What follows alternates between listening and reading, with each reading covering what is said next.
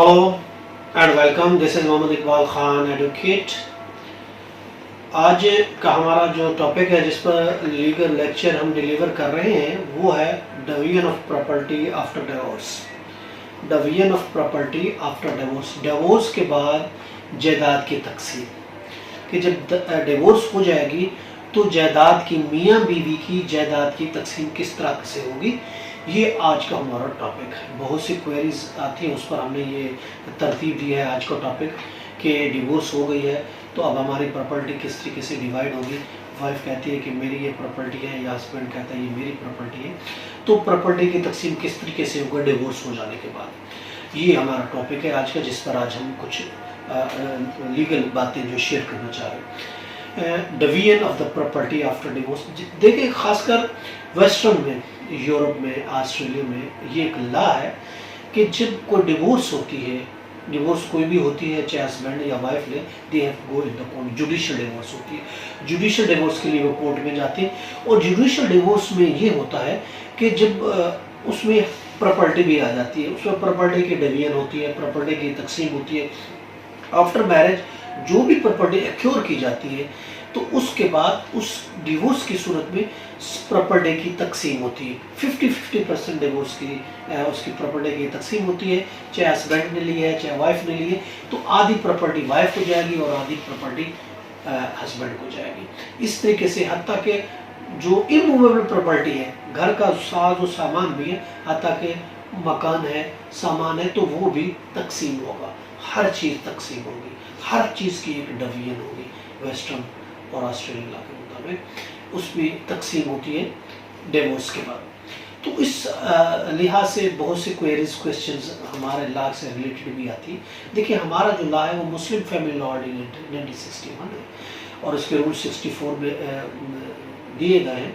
और we follow the Islamic law. हमारा personal जो लॉ है, जो हमारी शादी ब्याह के जितने भी मैटर्स हैं वो हमारे पर्सनल लॉ के तहत होते हैं. हमारे पर्सनल लॉ के तहत ये सारे मैटर्स हल होते हैं. हमारी शादी हो गई, हमारी ब्याह हो गया, हमारी डिवोर्स हो गई, जितने भी मैटर्स हैं वो as per Mohammad law, as per शरिया, हमारे जो पर्सनल लॉ है उसी के मुताबिक ये सब चीज़ होती है. और हमारा जो लॉ है, देखिए, हमारा जो मुस्लिम फैमिली लॉ ऑर्डिनेंस 61 है, जो बिल्कुल कुछ एक सेक्शन है जो कुछ कन्फ्लिक्ट है with sharia law, otherwise as पर शरिया लॉ है. उसमें कोई ऐसा प्रोविजन नहीं दिया गया कि जिसमें कहा गया होगा कि डिवोर्स के बाद प्रॉपर्टी की तकसीम होगी. At the time of divorce के हस्बैंड और वाइफ की प्रॉपर्टी की तकसीम होगी. ऐसा कोई प्रोविजन, ऐसा कोई लॉ नहीं दिया गया, ऐसा कोई तरीक़ेकार भी नहीं दिया गया, कोई कानून भी नहीं है कि डिवोर्स के बाद प्रॉपर्टी की डिवीजन होगी, प्रॉपर्टी की तकसीम होगी. ऐसा कुछ भी नहीं दिया गया. हाँ, अब जिसकी जो चीज़ है हमारे लॉ के मुताबिक, जिसकी जो चीज़ है आज पर्सनल लॉ, वो उसी की रहेगी. अगर उसकी वाइफ ने डिवोर्स ले ली तो उसका रिश्ता ख़त्म हो जाता है. बेवा होगी तो ऑफ कोर्स उसको तरका मिलेगा, उसको इनहेरिटेंस शेयर मिलेगा. इन 1/8 मिलता है, इन केस औलाद नहीं है तो 1/4 मिलता है. वो इन केस ऑफ अगर वो बेवा है तो. अदरवाइज अगर डिवोर्स हो जाती है फिर उसका रिश्ता, उसका ताल्लुक उस फैमिली से कट ऑफ हो जाता है, ख़त्म हो जाता है. जब ख़त्म हो जाता है तो जिसकी जो चीज़ें वो उसी के पास रहेगी. याद रखिए, अगर हस्बैंड ने गिफ्ट दी है तो याद रखें गिफ्ट कभी वापस नहीं होता. ऐसा होता है हस्बैंड गिफ्ट देता है वाइफ को, डिवोर्स होते कहता नहीं ये तो मुझे वापस नहीं. देखिए, दी गिफ्ट इस शर्त पर नहीं दिया जाता कि डिवोर्स होगी तो वापस दोगे. डिवोर्स जो गिफ्ट होता है वो अनरिटर्नेबल होता है. गिफ्ट जो होता है वो नाकाबिले वापसी होता है.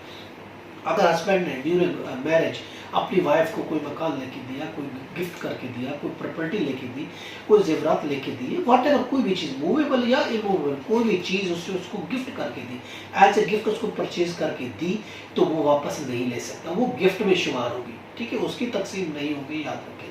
और इसी तरह का खामन ने महर के तौर पर, डावर के तौर पर अगर कोई चीज़ दी है, कोई मकान है, कोई प्रॉपर्टी है, कोई गोल्ड ऑर्नामेंट है, जेवरात है, कैश है, कोई भी चीज़ है, मूवेबल या इमूवेबल, कोई भी चीज़ है, तो वो भी वापस नहीं होगी.